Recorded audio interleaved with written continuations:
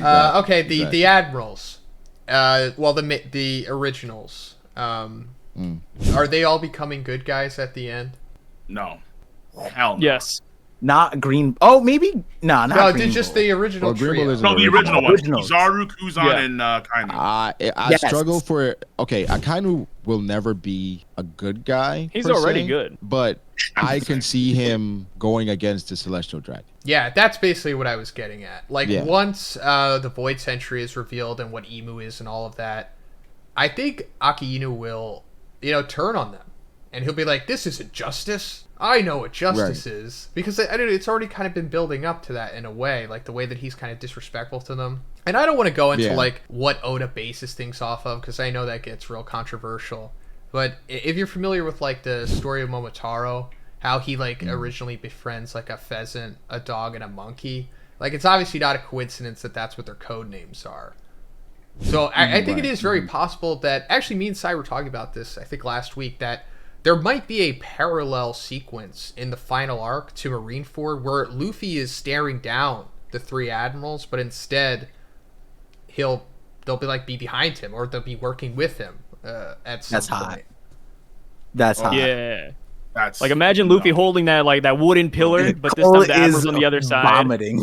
Cole is it's vomiting. gross, bro. It's gross. It's good. It's good. That's Shonen, brother. That's Shonen. No. That's like some fairy tale, which is bad. Which Hey, is no, bad. fairy tale is great. That is bad. That's not a good thing. That's a horrific thing.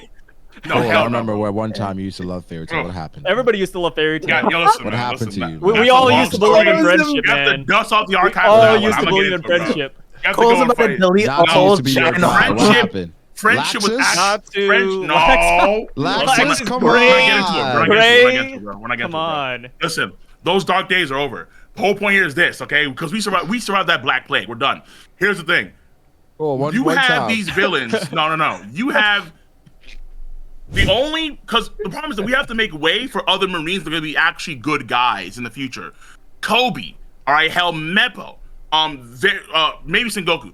These people are actually going to be good guys, and we kind of see them grow, and they're getting to that point in the future where, because what did Garb do? Garb said that like Kobe is the future of the Marines, right? Kobe is the person. We have to make way for them to actually be the ones to conjoin the Straw Hats and the Marines in some unique way. You don't need Kizaru, you don't need Akainu or even Kuzan for that. Kuzan can say as a actual Black Pirate member and be an enemy for them in the future. You don't have How to much have time do you that think because is going to Kobe's pass, though?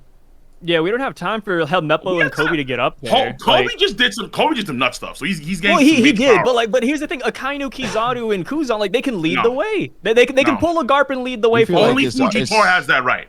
Only Fujitora has that right. Why Fujitora? What makes him so special? Because he's being the one that's actually set up with the blind justice, and blind justice. Fujitora is an imposter. He should have been fired. What? We need more people like Kizaru, right? Just doing his job, just executing his friends. But that's the thing though. Like Kizaru's kind of set up to switch sides. Fujitora is set up pretty well for that. He's already. Fujitora's pretty much already done that. Fujitora's like all the way there. Oh, how about this headcanon? Again, for him, it makes sense, but everything else, no. Cole, how about this headcanon? Because I think there's been a discussion on Dragon's Front too, where he's supposed to be liberating and the revolution, whatever. And I think Morge was saying Morge and Vinland, they were saying like he has a redundant place in the story because Luffy's ultimately going to be the liberator, right? So like Dragon could have an exit in the story, but also Akainu could have an exit story. So how do you feel about them doing like a dual Kamehameha together and they sing Kumbaya? Hold on, wait, hold on. Yeah, right. Also, I don't even think that. It's not a liberator, yeah. Sabo is done. Sabo is stepped into Luffy's spot where he's the hothead that's doing things that's not intentional, but it's working out, right? So it's like, I feel like Luffy in some ways is gonna liberate, but it's not. That's not his intention, right? Never was, I think. All right. So unless he needs to because he owes somebody, right? It's like a friend. That's why he always says like that. That's why he always says like I want to be a hero, bro. Like I'm not a fucking hero, man. Like I'm not gonna lie, like what you want to do? He's unintentionally time to buy in on the Dragon stock because I think once Oda gives us Dragon, it's gonna be phenomenal. Yeah, me and Sai have been saying Dragon's gonna be great. How about this? Instead of like instead of the scene of like the admirals turning good, what if the admirals just believe in Dragon's sense of justice though? if the if the admirals get defeated, if the admirals get defeated, and then they stand down, fine. But I don't need them teaming up with dragons side by side. Well, yeah, they lose style, and they're fighting against Imu and Gorosei. No, no back to back. You don't want them back to back. No, it's like the Backstreet Boys. They're getting back together. Back to back. Kill me, bro. And then they just glance at each other. They're like the boys. It's like Squad 7. Just like old times. Oh, I hate it. I detest it. No. The Fairy Tail Guild finally got back together. That's what it's gonna feel like. Though, if that happens, then that means the Gorosei are broken and that the Holy Knights are broken. Because like, think about it, right? It's like you're talking about. Wait, hold on. So think about it, right? In like the final war against the world government, you're gonna have the world government. You're gonna have, let's say, whatever destroyed Lucia Kingdom. You're gonna have Imu and the Gorosei. You're gonna have potentially all the admirals. You're gonna have the Seraphim. You have all these military forces across the entire planet on their side. On the opposite side, you have like probably Luffy and other crews leading the charge, major, massive crews. Then you got ancient weapons. You have Shirahoshi on your side, for God's sakes. You have potentially Pluton in Wano Country on your side. And it's like, somebody, wait a minute, bro. And then you want military powers as strong as the admirals to defect? No. Well, okay. Well, the question comes in now because we could have somebody there that could throw a wrinkle in everybody's plan, and Blackbeard. Yeah, where does Blackbeard? Blackbeard is there. Is he a big enough wrinkle to offset 2 ancient weapons? I don't know. What if? Hey, Blackbeard? This is I don't know, bro. This was a crazy idea. Blackbeard with Kuzan. He has plans, but we're talking about like literal ancient weapon class things, my boy. We're talking about Pluton. We're talking about like Poseidon. Yeah, but Blackbeard has the power to destroy the world. Bro, listen. But Blackbeard wants to side with the world government. He could destroy the Red Line. He could knock him out. There's gonna be a clear distinction once you see these things activate. That these things are gonna be crazy. Sure, Hoshi can call in a lot of fish. That can like destroy entire continents. Yeah. I mean, I don't tell you, bro. But the thing is, Blackbeard wants to side with the world government. Might have a third fruit by this point. Might even have his own ancient weapon. Who knows? Yeah, there'll be exceptions, obviously, but. At this point, we Blackbeard said he wants to side with the world government. So shouldn't that be taken into consideration? But then, here's an interesting thought. That's his plan, but that's not his goal. What if? Because when you think about Blackbeard, and I thought about this a long time ago. It's like when you look at it, Blackbeard's like he hasn't done anything to hurt the Navy per se until recently. But prior, it was all like everything except for essentially like.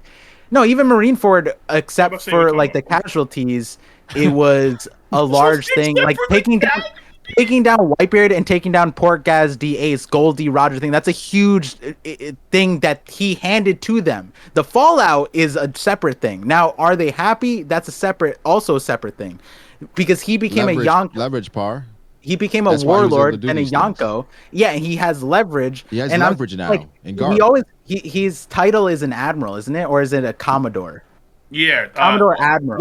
Whatever Teitoku is, I don't know what that is. Yeah, they go back and forth between Commodore and Admiral, but I do think Blackbeard has leverage now because what if Blackbeard does a public execution of the Marine hero? So we're talking about Mihawk and Imu again because we love Mihawk and Imu on this channel, and this time we're going to be talking about how they're possibly straight up related because our boy Luna PN Dawn and Dusk made a video about this, and we kind of want to react to this, go over it, see if it makes any sense. So first of all, the main thing, before going into any deep cut theories about this, is their eyes. They have the same eyes. Let's just get that out of there. What do you make of them having the same eyes? Is it a coincidence? Is it design similarity? Is there something there? It's funny, go back 10 years ago. If I were to know just Imu and Mihawk had the same eyes, I'd be like, yeah, they're 100% related. But now we have other characters with these eyes, right? We have Caribou, we have Hakuba, and I think there's one more. Maybe that's it. But yeah, I mean, either way, I do think that Mihawk, even if he's not related to Imu specifically, even though he's not an Arona clan member, I do like the theory that Mihawk is a celestial dragon to some extent. Maybe not a pure blood, he could even be a half-blood, kind of like Bonnie, right? But I do love those theories because I think surely we're going to get some Mihawk backstory. And not just that, but surely somebody else is going to be a Mihawk victim before Zoro beats him, right? I think Mihawk is he's in a weird place. Like, yes, Zoro's gonna beat this guy, end of story. You know, he's gonna usurp the title.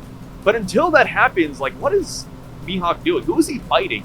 What role is he gonna have in this story? Because he hasn't really had one, right? He's just the guy chilling in his castle. So I do hope he gets fleshed out a little bit. And if he is related to Celestial Dragons, I think this is the best way to bring him in naturally, right? Final Saga, we tackle the Celestials, boom, we have the Mihawk backstory with all these guys here. The Mihawk backstory can go many ways. Obviously, we're going to be talking about how he could possibly be related to Imu in this video, but, you know, we've also talked about, and the community has, how he could be the son of Shaki, although I don't think that's possible given the timelines at this point, but I guess it's still a possibility. However, our boy, Dawn and Dusk, Luna PNR, has his own theory, and it's not as, like, exciting and, like, slam dunky the way that the other theories that we've talked about here. It's going to, you know, require some suspension of disbelief, but I do think that there's something there, and it's fun to just talk about. So I'll just get into it here. If you watched our previous video, we talked about how Imu is related to Doflamingo, and we're going to be going way more into it now. So, you know how Doflamingo had a brother, Corazon, and how they were very different. You know, one was good, one was evil, one became a pirate, one became a marine. Both started as celestial dragons. Same thing with Shanks, right? Very odd, the way that that's paralleling. Shamrock, Shanks, celestial dragons. One became, you know, the Holy Knight. One became Yonko. I do think we're seeing that with other people too. It's very possible that could be happening with Blackbeard and Buggy. I won't go into that anymore. But so if Imu is supposed to be Daffy and vice versa, then it's very possible that Imu themselves had a brother or a sibling. Something I didn't even take into consideration, right? I just thought Imu's Imu. There's no Imu 2. There's no other Nerona. But now there possibly could be. And also, Enel didn't have any siblings that we know of. And Enel is supposed to be like another parallel to Imu, of course. However, that came around way before Doflamingo's backstory, so things probably changed in between that time. So, Dawn and Dusk thinks that it's a possibility that this other brother of Imu, which is like the Corazon to Daffy in this instance, one way or another became their own thing, the way that Corazon did, not affiliated with Imu or Daffy. And this was during or before the Void Century, I guess, or maybe even during it as well. And it essentially went the same way that Corazon's story did. They still cared and loved for each other, but it eventually led to the point of where, you know, Corazon's trying to take down Daffy, and essentially that was probably happening with Imu's brother was trying to take down Imu, and Imu eventually stopped him. Now, that bloodline of the Neronas, in theory, eventually led to Mihawk. Again, the red eyes. We've talked about it. Other characters have those double-ringed eyes. Yes, that is true. However, no one besides Imu and Mihawk have the red double-ringed eyes. And consistent as well. They always have it. Sometimes characters can have the double-ringed eyes and then it goes away. Not with them. They always have it. In fact, Mihawk's eyes started off as orange, and then they changed to red. So that's really interesting, right? Yeah, that's a tough one. I do think that the theory that Imu has a brother and maybe like Mihawk is from a failed Nerona line, I think that's really fun. I like that idea a lot. I haven't heard that one before. As far as the eyes go, like the colors change, yes, but I would almost put that more on Toei than anything. I feel like their color choices change a lot. Like Crocodile now has purple eyes, for example. I think because of Cross Skill, they're like, okay, let's really focus on the eye colors, and they're just kind of going in on that. One thing I will say though, this is usually my slam dunk for why I think Imu is a Celestial.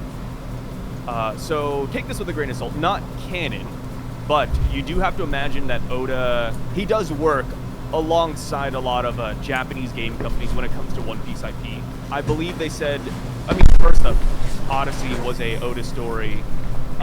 World Seeker was partially an Oda story as well. Unlimited World Red also somewhat of an Oda story. And Oda always has oversight over what Devil Fruits and what attacks can get brought into these games, right? And what's funny is that in One Piece Pirate Warriors 4, which is still going on to this very day, I can't believe it. Dude, give us a new One Piece game. Pirate Warriors 4 is like 10 years old. I love that game. In Pirate Warriors 4, Mihawk has an entire moveset that's all named. Most of them are attacks we've seen in the series already, but they just put names behind them because, you know, it's a video game, right? Every attack needs a name for a combo, yada yada. And what's interesting is that Oda's team put in an attack from Mihawk called 16-Day Moon. And what's about this is 16 is very significant to Celestial Dragons. Go back to Doflamingo, right? His final attack is 16 Holy Bullets. And with Imu, if you break down his name, kind of like how Gomu is 5'6", right? That's Luffy's number, 5'6" Gomu. Imu, if you break that down, that's 1'6" for 16. So people are like, yo, like Mihawk, he's sporting the 16-day attack. Like, what is going on? 16-day moon? Like that's very like Imu code. And not just that, of course. For Celestial Dragons, we have the whole thing where when we first saw them at Sabaody, we learned that if you cross them, they will shoot you 8 times in the back and 8 times in the front, as like a show of you know, obviously that they're above you. So they shoot you 16 times, and then of course like the Oxloid Bell, which is probably something from the Void Century. Every new year they ring it 16 times. So it's like the number 16 is significant to the world government. So Mihawk having an attack that is right there, you know, alongside that, it's like, wait a minute, like that's really odd. Like all of Mihawk's other attacks, they're very like, you know, nondescript. It's like, oh, he has one called Wild Slash, you know, Void, Nocturne, Crescent Moon, and then here's 16-Day Moon, and it's like, wait a minute, this is a little bit weird. And you know, like I said, it's not canon, but it does come from Oda-Dash's team, and we have had it on record where they do work side by side. So I don't think this is a throwaway line. I think it will be pretty important. I'm so glad you brought that up because I didn't know that. And I'm so convinced that if a character in One Piece has 16 related to him in some way, it's for sure related to Imu. 100%. I don't think there's any coincidence, and there's no in between. 16 is specifically that holy number. I think it literally is like a holy number or something. Like that's where he's got it from or something. So yeah, 16 holy bullets. That is Daffy's iconic move that he does to Luffy at the end of their fight. And then the 16 lasers from Uranus to destroy Lelougia. Mihawk having that 16 move. Wow, I didn't know that. I think that confirms it, to be honest. Not that he's related to Imu, but related to, in some way, and the Celestial Dragons. Because, you know, they were showing Shanks doing all that crazy Conqueror's Hockey years before he did it in the manga, in the games. Another thing is that, like, since he's coming, hypothetically, from this other bloodline, not like the Imu, but the Imu's brother, they would be against Imu, and that could be the explanation as to why Mihawk has like the cross, because the cross is supposed to be, you know, against the devil, and that's what Imu is, the devil magic, all that stuff. And then the cross, same thing with Kuma, the Holy Bible, the cross, all that stuff, it's supposed to be against that. So I think that's another symbolism in One Piece. It's like you got the devils and then you've got the holy dudes, and Mihawk is like one of the holy dudes. And I really like this for Mihawk too, because it could perfectly explain, you know, Mihawk being a Celestial, like the whole brother route we don't have to go down, but just him being a Celestial makes sense because maybe that's where he met Shanks. Maybe that's why him and Shanks started their rivalry. They're like, hey, we both have kind of effed up bloodlines, man. Let's spar. That's what I always thought. I thought there's not a coincidence that they're just randomly friends. I thought they either knew each other from the Holy Knights or something, or Celestial Dragons. It has to be Celestial Dragons minimum. I think that connects them. So I'm on board with that. And then I guess to end the video, I don't know if this means anything. When Imu blows up Lelougia, the guy there is Dracule, right? Or something? Yeah, dude. And it's so, like, obvious. Yeah, I mean, he had Batman fighting Luffy. That wasn't Toei. That was Oda stepping into the booth, making sure that Batman... Yeah, Batman versus Luffy. Right? Also, I guess we'll just say it here because another thing that Dawn and Dust said was that Yoru, his sword, means night. And it's not even ambiguous. It just straight up means night, like the night. Yeah. That could be something with Celestial Dragons. And also, it's even possible he was saying that the sword itself, you know, like a cross kind of, that is meant to kill Imu. I don't know. Because there's like a thing like that in Bleach. There's a thing like that in Bleach. No spoilers, but like, there's this one character that does nothing the entire series, and then at the very end, it's like, oh, you had this one sword that kills God the entire time. I just want to give Mihawk one fight. You know, one fight before Zoro, because, like, Mihawk, just like a lot of villains in the series, they're kind of like put up to lose, right? Mihawk's whole narrative is to one day lose to Zoro. So until then, I kind of hope he does just get like one decent fight in. He has to. Yeah, he has to. Alright guys, that's pretty much it for the video. Let me know what you think about it in the comments. Is Mihawk related to Imu, or is Mihawk just a celestial dragon at minimum? Wait, what are you eating? Don't tell me you ate the fruit that was inside that box! So we're talking about the top 5 strongest devil fruits in the series. You might think it's simple, but it's actually extremely debatable because there's so many really powerful ones that can be used in various ways. I'll just start off with what I think should be considered one of the strongest, if not the strongest. And I'm sure everyone watching this is thinking this too, but the rumble fruit, the lightning logia, incredible. Enel's fruit, it's so good, not even going into it, that Oda said that if Enel had a bounty at that time, it would have been 500 million, right? Yeah, that's nuts, dude. That's 5 times higher than Crocodile, which you could say, 500 million nowadays is nothing. But think about all the people we fought pre-time skip, right? The highest bounty was 320. Now it's Gecko Moria. It's like, yeah, like putting Enel above like future arc villains is kind of crazy. So, bring him back into the new world, hit him with that inflation, give him hockey, yada yada. Enel would be in the billions easily, just for his devil fruit. Yeah, the devil fruit, it's just almost too good. And the saving grace of it is Luffy. That's it. Because if Luffy didn't exist, then Enel essentially just solos the the Grand Line, I guess. I don't know. Until he runs somebody with hockey. But even then, like, even if he runs into somebody with hockey, I just finished rewatching Skypiea a while back, and Enel wasn't like one of those devil fruit users like Caribou, where, he relies on his Logia, and the minute it doesn't work, he sucks. No, he could actually fight. Like, he could actually fight even when he learned that Luffy had the rubber fruit. Like, he switched up his strategies. He was still using, observation, mantra, hockey. Like, he was a decent fighter, dude. So, like, even if he runs through a hockey user, like, they would still have to, like, withstand his blast. And his blast, 200 million volts, that would one-tap, like, most people, right? Like, that's crazy. No, it does. There's no way you should be able to survive that. It's essentially like a Kamehameha. Like, that's what he does. He just puts his hand up like this, and, like, blue beam comes out, and you just either get vaporized or you don't. And there's not other characters in the series who really do stuff like that, other than, like, Kaido when he shoots his bolo breath. Like, doing this in One Piece is so unbelievably broken. Yeah, and it's not like he strains himself, right? Like, some series are like, this guy's like, he has to charge it up. He's going all out for this one attack. Nah, dude, Enel literally just... sorry. Yeah. Oh my god, Pia. And then, he can also interact with the sky, too. He can, shoot some stuff up to the sky, and then that massive blast down, it's like, the other Logias can't just do something like that. I mean, I'm sure if Dragon's fruit is the air Logia or whatever, then yeah, he could do stuff that we've seen in Logetown, but it's not like...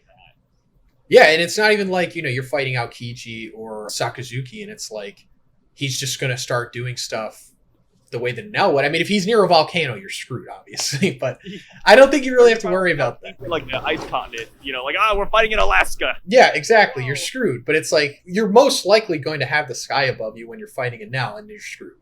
Especially, if Enel chose to go out to the seas, he could just nuke pirate ships. Just boom, boom, dude, boom. He could probably one-shot Fishman Island by electrocuting the water. Dude, yeah. You know what I mean? Like you hop into water thinking you're safe, and then he's like, well, you're done. Like, no, Oven has the heat, no me, and he's able to heat up the water. It's like, well, that was devastating. Now imagine Enel doing that, right? Oven was definitely cheating, but I'll allow him to do it. But yeah, Enel could definitely do what Oven was doing. I mean, he melted gold. So, yeah. Yeah, he busted Devil Fruit through and through. And then plus, he combined his hockey with his devil fruit, and he was able to listen to every conversation happening in Skypiea. We've never seen utilization like that ever again, really. Like, that's just so stupid. I think Oda realized it was just too powerful. To be, making these characters act like Hunter x Hunter characters, which Enel was close to, kind of. It would just make the villains just too powerful. And there's no excuse for Luffy to be able to defeat them, because he doesn't use strategy like that. It's insane, dude. Yeah. So yeah, I think we're both in agreement that the Rumble fruit is top tier without a shadow of a doubt. If you don't have it in the top 5, you're probably just either lying to yourself and being a little bit disingenuous, or me and Zhoniin just forgot like 5 really great devil fruits. It's very possible I did, for sure. But let me know what's your like top one besides that one. Besides that one, I have a list right here. I had the Nika. Yeah, you kind of have to, right? It's too powerful, right? Like the Nika fruit, like it's to the point where we can't even tell if Luffy's taking damage in his Nika form. Like that's how kind of broken it is, right? Like the only real damage we see is like after he leaves his fruit, and then he laughs, he gets stronger, he can pull things out of his hair, he can stretch. He has paramecia powers while having Zoan abilities. He has all the gears. Like its powers befitting a main character in a way. So I want to give him that, and then plus we don't even know if like Gear 5 is his peak, right? There's theories going around about Gear 6 because Gomu 5-6. They're like, oh yeah, there's got to be like a Gear 6 somewhere. It's like, yeah, I kind of believe that. Like I wouldn't be shocked. So I do think the Nika fruit's going to be up there for sure. I mean, hell, there's a reason why like this is Joy Boy's fruit, right? I don't want to, even if you don't think Luffy's broken right now, we can't underestimate Joy Boy's devil fruit. Like that's insane. I have it in the 5 for sure. I didn't before I saw Luffy go against Kizaru and Saturn, but after that I was like, yeah, there's no way this isn't one of the best devil fruits. There's seemingly no limit to what he could do, I guess, right? Because there's no even explanation to how it works. I mean, at first it was just the rubber fruit. It made sense. He was just Reeve Richards with an anime twist to it. Made sense to me. But now he's just his own thing. And when they say things like the power of imagination, I would like to think it was, kind of just like a fun little way of saying like how versatile the fruit is. But now I'm starting to think maybe he can literally manifest things, because I can't explain some of the things that he does, with the goggles and the painting and the bats. And there's just so many things I just don't understand yet. And maybe it's just not supposed to be understood. Maybe he's just so powerful he could just do whatever he wants. And if that is the case, then yes, he has the best devil fruit, I guess. And then Oda said he didn't say it was Toon Force, but he did say like a major inspiration was Tom and Jerry, and that's very Toon Forcey. So it's like, yeah, like, whenever Luffy hits his opponents, we have like the wacky eyes, the crazy, like, the flattening. Like, yeah, essentially anything Luffy wants to do or anything Oda wants Luffy to do, he can just do it. So it's a very broken power right now, and it's only going to get more broken as time goes on, I believe. And even if we're not taking into consideration the unknown, crazy Toon Forceness of it, just the fact that, like, he can make you rubber too with his awakening is so busted. Because, like, like we've seen, like, the other awakenings, they just turn other inanimate things. Like, Doflamingo turned the buildings and whatever into the strings. And the same thing with Teeth Guy, Katakuri. But, like, they're not turning you into mochi and strings. That would be too absurd. Luffy can. He can make you rubber. And himself rubber and the environment rubber all at the same time and just put you in rubber hell. That's just too busted. Yeah, and the ground's bouncing up and down, like, and like I said, like, if you're fighting Luffy, you genuinely cannot tell if you're landing, like, significant blows. Like, I always go back to Onigashima. Kaido used Ragnaroku, a Conqueror's Haki Lightning Kanabo Blast, and Luffy kind of just shrugged it off. He's just over here still running and laughing. And like, yeah, like I said, when Luffy goes out of Gear 5, you can see that, you don't see the damage, but you see that he's like winded. And that's pretty much it. It's like, yeah, like it feels like you're fighting a guy with an infinite health bar. Like, yeah, it's like a time limit boss. It's not like you're supposed to take his health down. You just have to outlast him. 100%. So yeah, Nika's definitely up there. I don't know where I'd have him, but he's up there on the list. I think I'd probably just put him at like 1 or 2. Just because of how broken he is. What do you have next after that? I'm curious now. What are your other 3? Kaido's Devil Fruit, for sure. Kaido's Devil Fruit was the beginning of me seeing what Oda was doing with the story. And it was like, he has to make people more powerful, but he can't give everybody 2 Devil Fruits. So it's like, just have to make the Devil Fruits more powerful. And it's like, okay, so how do I do that? I can't really do it with like the established Paramecia and stuff like that, but I can do it with the mythical Zoans, because these mythical creatures could have multiple abilities, therefore it explains why the fruit itself would. So Kaido essentially has like 4 devil fruits in one. He really does. So dragon transformation, the bowl of breath, I would kind of consider like a fire breath, so like fire powers. He has wind powers because of his scale attack that was able to cut off Kiku's arm. And then plus just like the innate boost of the zone. I don't know, like the flame clouds. Yeah, very all-encompassing. And then he could do that flame mode, whatever that was. Funny, I thought about Kaido in this top 5. I didn't put him there. Believe it or not, I have his counterpart instead. I have a Big Mom in my top 5. Yeah, it's top 10 for sure. That fruit, wow, the possibilities for it. Being able to bring an entire colony to life, essentially, right? Like a doorknob, a lamp, a room. Just, it sounds silly at first, but when you think about all the homies she has and all the powers they have, like, I don't know. Like, I feel like Big Mom should be a lot more busted than she showed. And then even when she was fighting Kid and Law, she whipped out like a brand new homie, right? She whipped out a couple of those. She's just able to take out a part of her soul, put it into, elements, and just turn that into her powers. Like, you could even argue that Big Mom had like the power of lightning, thunder, water, candy. Like the power of candy. Yeah, it sounds silly, but I mean that's what it was when she brought Perospero's wave to life. She brought his devil fruit powers to life. It's insane. And not all of it is from her lifespan. She could take your lifespan as well and put it into things. Like I think Big Mom's fruit is very versatile as well. And if you're trying to build an army, I was thinking about it. It's definitely way easier with her than like Gecko Moria's fruit. I could be wrong later on if Gecko Moria like awakens, but yeah, Big Mom's soul fruit. I'm not sleeping on that one. No. There's also so many ways she could have utilized it much better too. Again, I'm going into the Hunter x Hunter stuff, but it's probably better that One Piece characters don't act like that, to be honest, because then the series would just be too convoluted. And anyway, what do you think about Foxy's devil fruit, the slow fruit? Wow. Okay. Funny enough, I had this as like an honorable mention. It was on the top 5 at first, but I took it out. Yeah. The slow fruit. It's broken, man. Just being able to slow everything around you, speed it up. Like, it's an amazing devil fruit that was given to a very mid fighter. Yeah, that's why. For sure. Like, I was watching that fight again, and it's funny seeing Foxy use it against Luffy, and after he, like, landed his QB rush on him, Foxy was injured because he's like, that attack takes a lot out of me, too. It's like, brother, you're hitting a non-moving target. I get it, right? From, like, a boxing perspective, yes. Throwing punches isn't like a net zero. It's not like, I get punches all day. No, that's not the case. But for him to admit that in like a shonen is like, wait a minute, Fox, what are you doing here?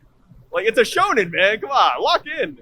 But yeah, that's a brilliant devil fruit. I don't put it on the list just because we haven't seen the awakening yet. Like, and plus, like, the beam seems kind of slow too. Like, Luffy was able to dodge a couple of those. He dodged a lot of slow-mo, Photon rays, is whatever Foxy calls it. So because the beams itself are slow, I don't put it on the list. Maybe to give it to a better person, it can speed up and, it's almost impossible to dodge. But because it is dodgeable, I don't have it on the top 5. No, I mean, it's basically just like, hey, what if someone competent used this fruit? It would be the best. Yeah. Like, what if an admiral had that fruit? They would be unstoppable. If an admiral had it and they awakened it, they sped it up, yeah, that's top 5 potential, 100%. On a similar note, another fruit I had in the top 5 but I took off was Fujitori's gravity fruit. Yeah, considering what he did at Dressrosa, in theory, he could just destroy the planet if he wanted to. Yeah, like, I know meteors at this point in the series, it's kind of a joke. I wish they didn't do that to Fujitora, but whenever he brings out a meteor, it's not even like that big of a threat anymore because we had it in Stampede. Mihawk got rid of one, Zoro got rid of it. Like, it's just a rock, man. At this point, they really nerfed the meteor attack, in my opinion. Yeah, the meteor's nerfed, but just the fact that he can bring down the meteor's very cool. But also, like, when he was, like, bringing all of the debris from Dressrosa into the sky, it was essentially, like, the entire island. So he could, and he wasn't even, like, struggling. He could just do that anywhere. Like, he's seemingly more or just as destructive as the Guro no Mi, the Whitebeard's fruit, the Quake fruit. Oh, the Guro no Mi, yeah. The Quake fruit. Just without how much he could do, how much destruction he can cause on such a vast, wide scale. Yeah, his fruit is that it seems like Oda's actually holding back with him a little bit because, given what we've seen of Jujutsu Kaisen, I don't know if you guys have read the manga, but there's a gravity thing that goes on and eventually just straight up creates like a black hole. So I guess he could do that in theory if he really wanted to, like make gravity dense enough. He could like just end everything. Man, it goes back to like what the Enel thing, right? Like, yeah, Oda, he played around with very broken powers. I don't think he was making it super broken again. At least not yet.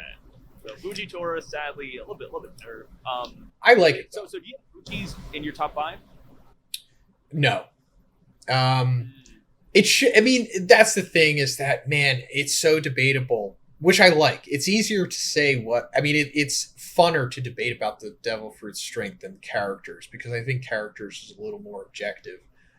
With the Devil Fruits, I think it's way more subjective. And then, I guess to end this off, did you have the Yami on there at all? Yeah, so funny enough, my next Devil Fruit was the Yami no Mi, which I was really iffy on this one.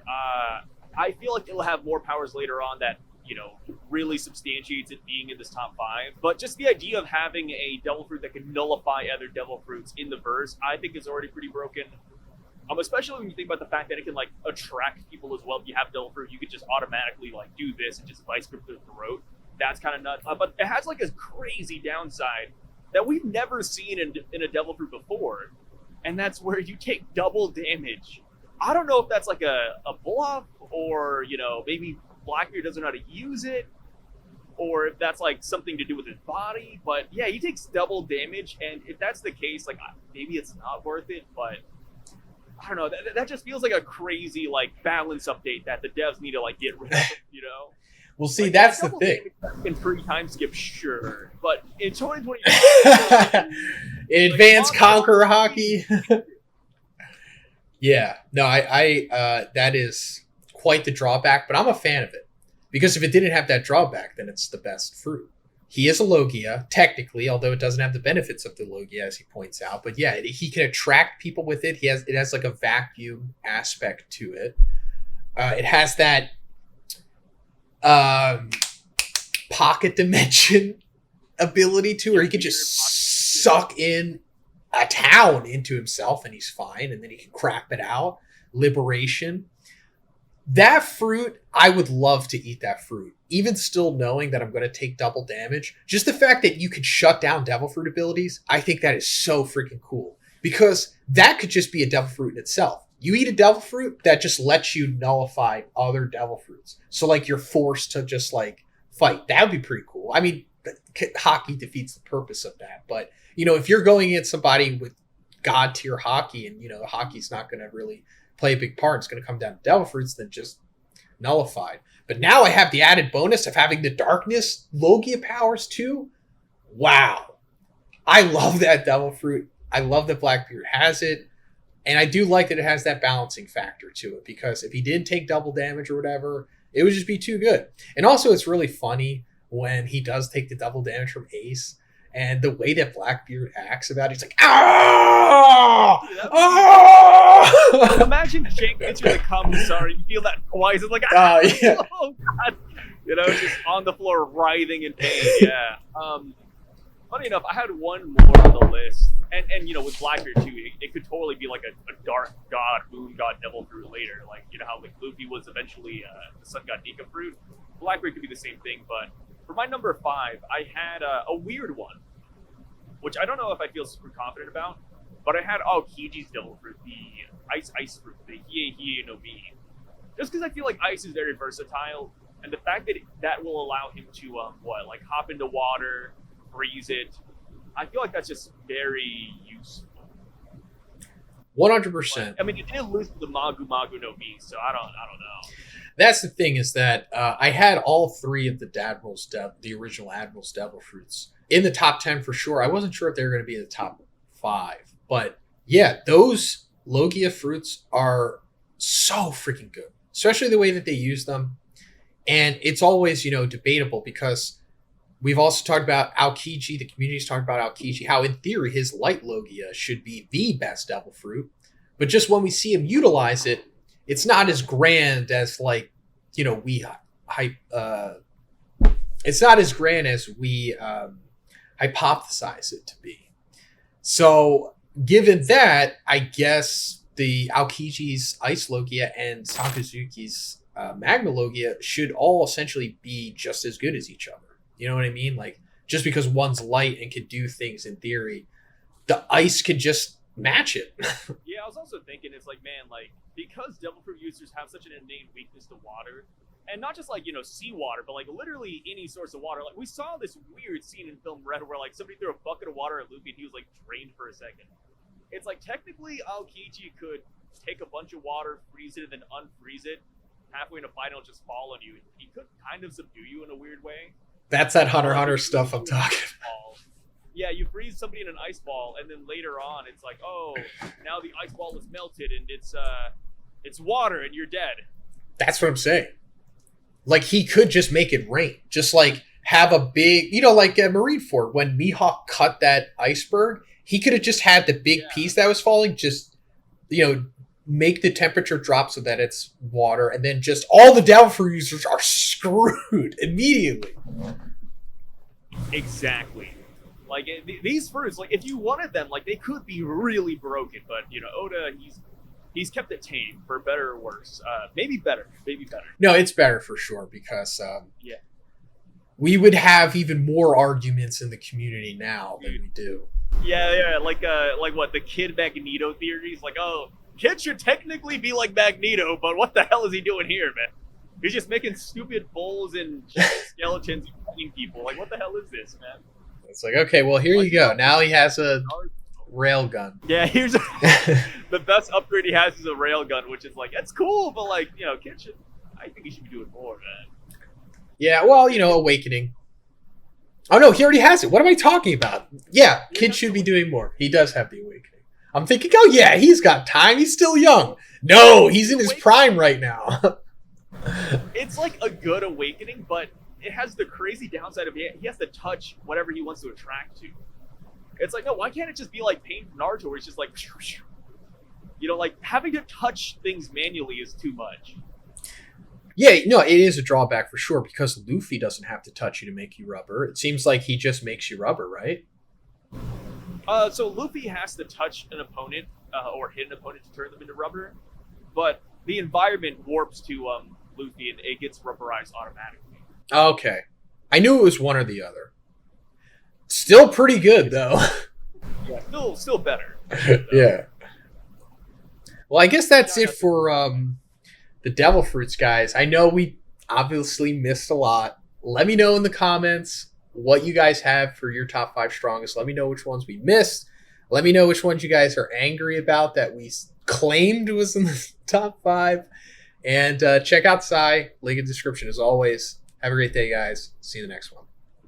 Peace out, guys. All right, I got my boy Sai with me today, and we're going to be going over the alleged gods of the One Piece world. And when I say gods, I mean like the mythical Zoans that represent gods. I mean, obviously, as we've seen with Luffy, once his fruit awakened, he became Sun God Nika. And I want to give all credit to Writing Panini on Twitter. Really love this guy. He's one of my favorite Twitter accounts to follow for One Piece stuff. And he made a thread recently talking about these 4 gods that we were introduced to in the flashback during Skypiea. And I think like 2 years ago, I made a video talking about this stuff, once the Sun God Nika stuff came to light.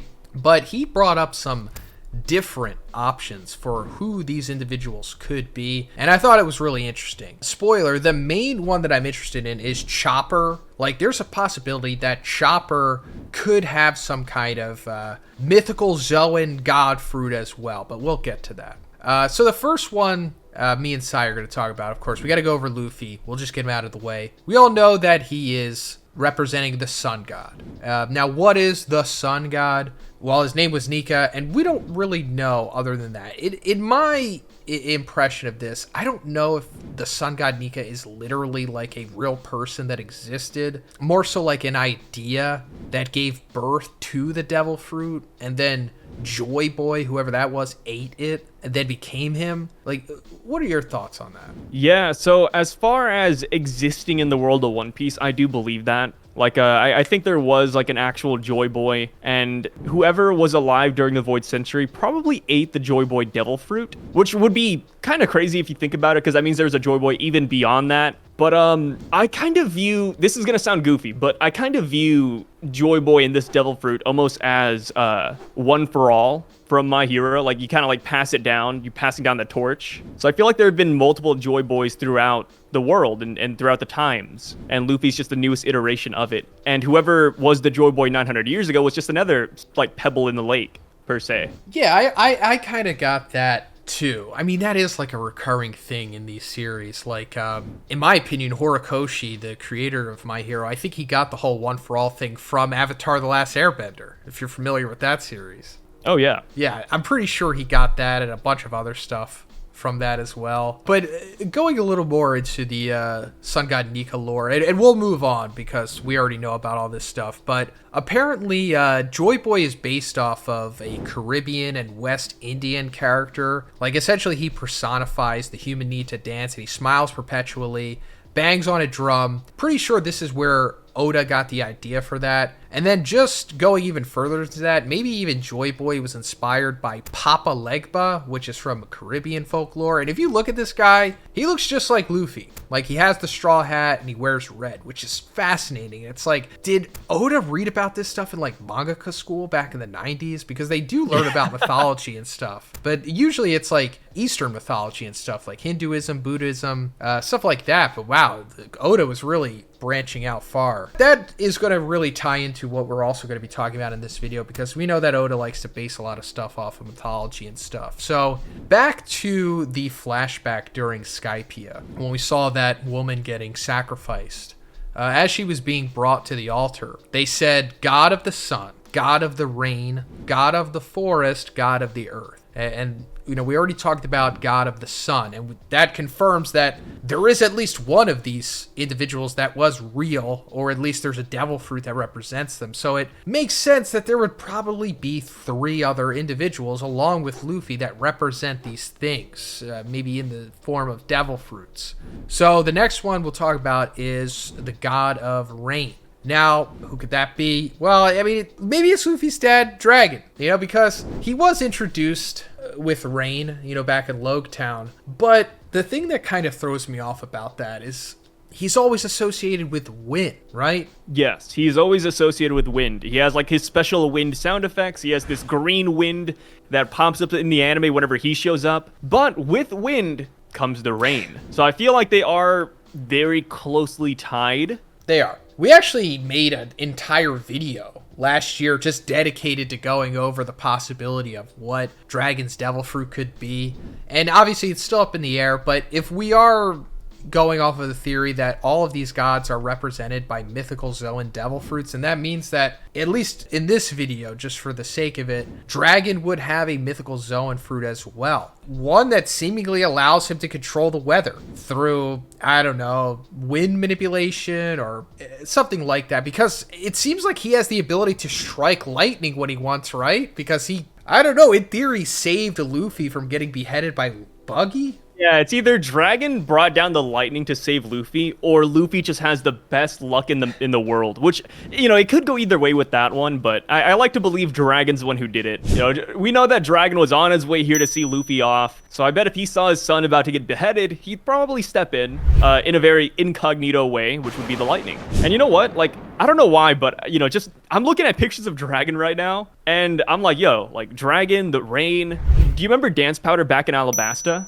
Yes. I wonder if that was a way to always, like, tie in Dragon and Luffy, you know, Dance Powder, Luffy because he dances like Sun God Nika, and then after the Dance Powder comes the rain, which would be Dragon. That's a really flimsy comparison, or, like, analogy, but I think that would be pretty cool if there was, like, some, you know, ulterior element to that Oda touches on later. Like the meaning behind Dance Powder, how it got its name and everything. I think there's definitely something there. I mean, that's what Oda does. He always has, like, parallels to things and then kind of tells the same story and over again. And I do think Alabasta is for sure telling us something that is either happening or has happened. You know, because it's like the story always relates back to the Void Century, in my opinion. Like, whatever Imu and the Gorosei did, we're kind of getting retold that in the first couple arcs of One Piece. Like, Skypiea, obviously, Alabasta. So I do think that there's probably more of a deeper meaning to the Dance Powder, even though it has been brought up again, but maybe it will again. But as for what Dragon's mythical Zoan fruit could be, in the previous video, which I'll have linked at the end of this one, we talked about him possibly being a Maru, which is from a mythology similar to, like, Native Americans. And I don't really want to have to go over that again because it was kind of flimsy, to be honest, him being compared to Amaru, even with the markings on his tail being on his face. But there is another option, especially going off of the markings on his face, which we still don't have an explanation for. It probably has something to do with the races that live in the Sky Islands, or came from the surface, shot up there, as we saw back in the Shandorians. The Shandorians. Yeah. But apparently his tattoo is based off of the Algonquin tribe, which are Native Americans. And it kind of does look similar. Like, maybe that's where Oda got the inspiration for. But they believed in something known as the Thunderbird, which I think we also might have referenced in the Amaru video, but we didn't really go too much into it. But anyway, the Thunderbird is like a legendary creature, you know, in North American indigenous people's history and culture. And it's considered a supernatural being of power and strength that can create thunder by flapping its wings. I don't know, maybe that's something that he could be, which represents him being the god of rain. Again, like I said, it's kind of flimsy at this point, but I wouldn't be surprised if this is the case with Dragon. He is represented as one of these mythical Zoan gods here. It's either that or he has the air wind Logia, which I think would be cool as well, but we'll move on. I think it would be cool if he had the Wind Logia, but just like how Luffy realized that he was the Sun God, we find out that Dragon was actually the Wind God the entire time. So he got pranked by the Gorosei as well. Man, they're just retconning everything. Yeah, they're lying. They're lying about all these fruits. What can you trust now if you can't trust the world government, you know? Actually, I'm glad you brought that up, because it goes more into about the Gorosei lying about these devil fruits. Maybe they weren't just lying about Luffy's fruit. What if they were lying about Chopper's fruit too?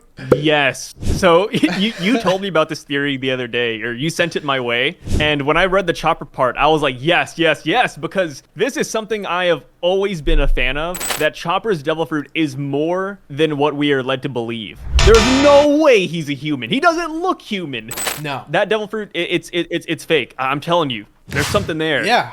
I was always confused about this. Ever since I got way into One Piece and started going over the stuff with Chopper's origin, how the fruit works, and even what it looks like. But let's just explain it first. So we're going to be talking about the god of the forest here.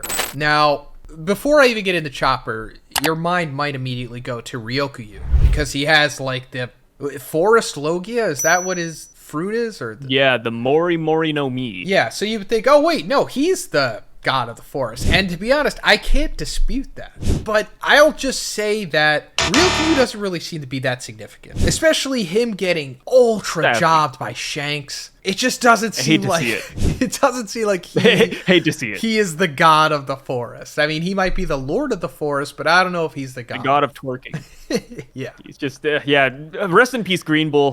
He came in hot. Love to see him. His ideology a little bit scuffed, but he was a cool character. Yeah. He had shades on and everything, but man, let me tell you, he got waxed by Shanks from miles away, might I add. Just miles away, he saw Shanks and he said, "Yep, I'm not about this." So that kind of is the only thing that really makes me go away from him being the god of the forest, and why I think there's more of a possibility of Chopper. So first of all, Chopper ate the Hito Hito no Mi, the human fruit. And that's just what it was. Because usually when we hear about the Hito Hito fruit, it's associated with a freaking mythical Zoan. Like with Luffy.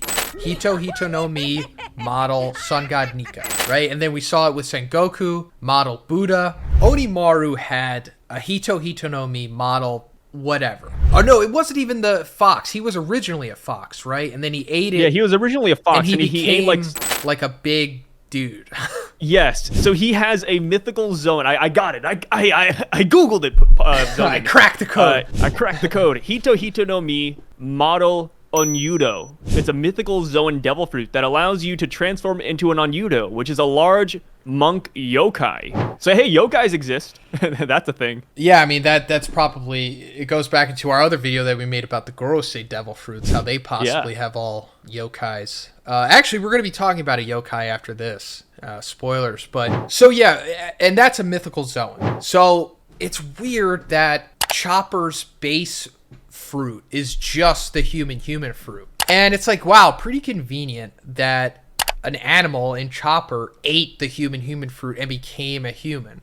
And it makes you wonder, like, okay, what if like a person ate the human fruit? Because seemingly it was made for humans, right? Humans are the ones who eat the devil fruits unless they're like given to animals or they just, coincidentally come across them. But this was actually asked to Oda, I think in an SBS. This is usually where questions are asked of him. But he says, if a person ate the Hito Hito no Mi, I suppose I should say they become human. I guess you could say that means like becoming an adult or finding your true spirit or something. So basically, people will live more human-like. Well, I guess you could say that, or not. Basically not. Goodbye. Princess runs away. That's odd. Yes, that either means that Oda's hiding something or he actually just doesn't have an answer for it. But I like to imagine Oda could cook up a nice plot twist with Chopper here if, there is something more to it. But it is a really interesting SBS nonetheless.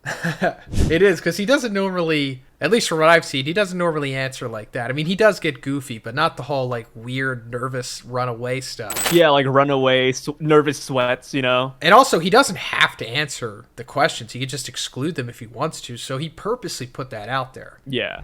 We also found out, the first time that we were actually introduced to the Blackbeard pirates, we found out that they had ransacked Drum Island, where Chopper comes from, where he found the fruit. And we never know why they did that. And it's like, there's a theory out there. Maybe they were looking for this fruit. Yeah, they were looking for Chopper's devil fruit. Like, I feel like that has to be it, because there's nothing else that would explain why Blackbeard decided to attack Drum Island. Because, like, Jaya, for example, right? He went to Jaya with his crew, and Blackbeard didn't slaughter everybody. Yeah. He didn't attack everybody in Jaya. So, no, like, Blackbeard is pretty passive throughout the rest of the series until, obviously, he becomes a warlord and does the whole ace thing. But it's like, okay, Blackbeard wanted something from Drum Island. He made Wapol leave, or Wapol ran away. The people were terrorized, and it's like, okay, for what, though? Like what was he looking for? I feel like it had to be Chopper's devil fruit, or actually no, it has to be Chopper's devil fruit. Like what else is there? Yeah, I was trying to like brainstorm. I was like, oh, he's after the 20 MDs. He's after Wapol, but like no. It has to be something Chopper related. And what's interesting about Chopper too is that Chopper has this running gag where his bounty is always notoriously low. The world government constantly underplays Chopper. They call him the pet of the Straw Hats. Cotton candy lover Chopper. And it's like, okay, at first it's like, all right, that's a mistake. Nobody knows who he is, whatever. But when you really think about it, it's like, wait a minute. is this really a mistake? Like they have CP9 records, right? Like Kumadori fought this guy. He saw Chopper transform. He's not a pet. We saw him time and time again post time skip. Chopper has actively fought Marines, and we still have this narrative where, oh, he's just a pet. He's just a pet. So I think there's something going on with that bounty poster. I feel like they are excluding him or underselling him for some reason. And even on Egghead Island right now, I believe that Chopper being on the Labo phase is significant because Saturn, you know, a man of very few words who has only really said Sun God Nika over and over in his head. I feel like they don't want Saturn and Chopper to meet because if Chopper were to be in close vicinity to Saturn, Saturn might drop us what Chopper actually is. You know, Saturn might explain why Chopper's bounty has always been so low or why he's been underplayed. And even going past that, like, you know, Chopper beat Kumadori and that's where he got his first bounty on Eni's lobby. I wonder if there's a reason why we didn't use any of Chopper's other forms as his bounty poster. Like, I was actually expecting to see like the big monster point Chopper as his bounty poster, but instead we have the normal form. And it's like, okay, something's going on here. Like something, Oda's cooking something with Chopper. That is what I believe. And even if you want to go the route and say he is a human and that we're overthinking this, I would argue that having a human devil fruit would be significant as well. Like the first human, the primordial human would be insane as a devil fruit. And we haven't really seen anything crazy from Chopper yet. And the reason why I say primordial human or the first human is because we do have a concept of the Adam and Eve tree. So I feel like whatever Oda's cooking up with Chopper's devil fruit, it's going to be absolutely disgusting in a good way. In a good way. Yeah, I think but so. Yeah, that's my Chopper rant. I think so too. And this also finally is like a great payoff for his character as well. Aside from him just curing whatever. It's like, yeah, that's expected of him. But for him to... And what we're getting at is with the whole, if Saturn doesn't see him, he'll figure it out, or why they're downplaying his bounty because they don't want hype on him. It's because he could have this forest god mythical zone, whatever it is. Writing Panini thinks it could be forest god Cern Unos, which is associated with nature, fertility, the wilderness. It's like a guy with antlers or whatever, but we haven't seen, obviously, Chopper awaken his devil fruit. And considering that it is a zone, and the, you know, the trajectory that we've been on, he has to awaken it at some point. And I know that people think that monster point is him awakening it. And at first we thought, you know, maybe that is it because it seems like it, you know, similar to the jailer beast from Impel Down. But now that we know that the awakened Zoans have the rings of clouds around them to indicate that they have been awakened, like a true awakening, we have to see that with Chopper. So oh, yeah. When Chopper's fruit does awaken, which I think it will, maybe we'll have this big reveal. It's like, oh my god, he's the forest god. He was actually a mythical Zoan this whole time. Because going even more into that, the fruit itself looks like a mushroom. And it's like, why would the human fruit look like a mushroom? That's weird, right? It's not exactly what you'd expect, right? Yeah. Like, I would expect some, like, human-shaped cookies or something before that. His ability to speak to animals, like all animals. Like, it's one thing if he could just talk to other reindeers. Yeah, I get it. But he could communicate with all animals. Yeah, that is not something a human could exactly do, you know? Not a human feat, I would say. Yeah, so are we just supposed to chalk that up to because he's an animal, he could just talk to all animals? Or is it the fruit? Yeah, you know, that's something I never thought about, yeah? Like, yeah, you know, Chopper's a reindeer, sure, he can talk to maybe a bear, yeah, sure, other reindeers, cool. But, like, he's over here talking to, like, the Kung Fu Dugong from Alabasta, and it's like, yo, those are turtles!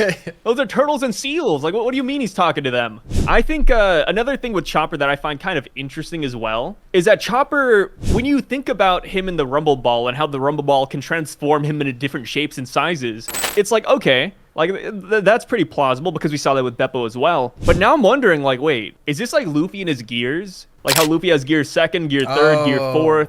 Like, is this like Chopper just tapping into, like, the different forest god gears here? And even past that, like, you know, going back to the concept of a forest god, when you think of a forest god, you know, you can go to dryads, you can go to, like, you know, mythological creatures, and I'd say 7 out of 10, or maybe even 8 out of 10, almost every iteration of a forest god can transform into any animal inside of a forest. I don't know what it is. I don't know how, you know, mankind always comes back to that one concept, but that's kind of what Chopper's doing here. He can transform into, like, any shape and size he wants as long as he, you know, concoct some sort of medicine. Yeah, I didn't think about that. He is kind of going through the stages of bringing out the full potential of his devil fruit without fully awakening it yet, same as Luffy did. Dude, I'm excited, man. If Chopper really is the forest god, I'm gonna be so excited. I want some Chopper feats, bro. Like, you know, I just rewatched Wano for the second or third time, and let me tell you, Chopper, people are hyping up Chopper like, yo, he took on Queen, he kind of fought Perospero, but it's like,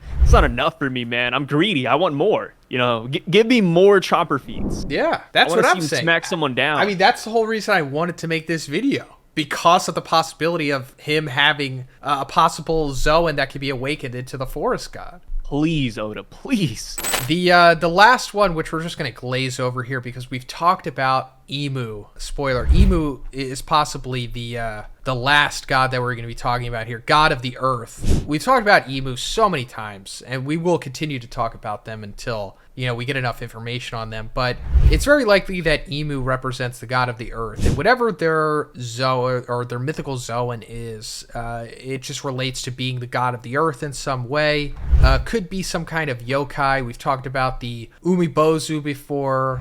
There's another possibility that they're the Nure Ona, which could be play on Neurona Imu, their name. Nure Ona Umi, which is a snake with a woman's head. And there's other things that point to Imu being the Earth because, you know, the Gorosei all represent the planets in the solar system, and they revolve around the Earth on a geocentric model. So that's probably where Oda was going with that. Yeah, that's it for Imu. But I'll end this video with, why are these gods a thing? Like, why are they important? Why are, like, these the 4 mythical Zoan gods? It could be because they all pertain to the balance of this world, because it goes back into, like, the Aztecs. They believed that these gods were necessary for the sun to rise and fall each day. So they all worship them individually. And the Aztecs, of course, goes back to what Oda was basing the Shandorans off of. Even this altar that we see this woman being brought to for sacrifice, it's obviously based off of the Aztecs. So this could all go into that. And it can also go into what the Gorosei or Venus, Samurai Gandhi, said, the balance of the world cannot be maintained forever. You know, it could also be going into what they were talking about with the Yonkos and the Marines and the Warlords and the world government, which also, interestingly enough, 4. But it could just be these 4 gods all needing to maintain balance in some way or another. But that's pretty much it for now. Mainly just really wanted to talk about Chopper and the possibility of his fruit being awakened. But how many people are making Chopper videos, right? Yeah, we need it. Exactly. And also just we need the prospect of what his awakened Zoan would look like would be really awesome. Like a way more humanoid version of Chopper with the big long antlers and like the clouds coming around him. It would be sick because even, like, you know, Lucci's awakened fruit looks pretty cool. So just imagine a forest god awakened mythical Zoan. That would be incredible. But imagine Chopper transforming into every animal known to mankind. There, that too. He would be like Beast Boy from Teen Titans. Oh, I miss Beast Boy. I mean, I from the original. Yeah, rest in peace. But yeah, original Beast Boy. Yeah, I agree. But that's pretty much it for this one. Thank you again, Sai, for coming along for another discussion. Of course, man. Everybody, subscribe to Sai, as always. Don't. Oh, well, don't subscribe to either of us. Don't subscribe to me. Don't subscribe to anybody. I got like 3 YouTube channels. Which one do you go to? Yeah, don't go to any of them, please. Yeah, I'll have them all linked in the description as always. And yeah, see you guys in the next one.